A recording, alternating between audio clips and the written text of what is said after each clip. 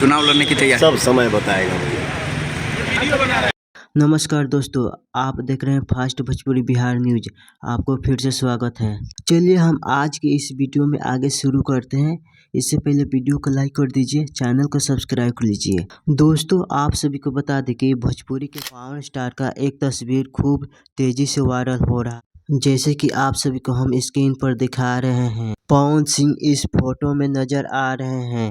पवन सिंह, विनय बिहारी, नीतीश कुमार भोजपुरी के power star Nitish Kumar को गुलदस्ता दे रहे हैं, जैसे कि आप देख सकते हैं इस तस्वीर में मोबाइल की स्क्रीन पर। सुनने को मिल रहा है कि नीतीश कुमार जी पलटी मारे हैं इधर से उधर।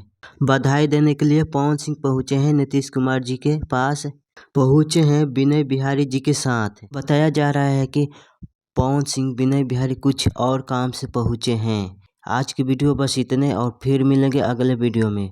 तब तक जय हिंद।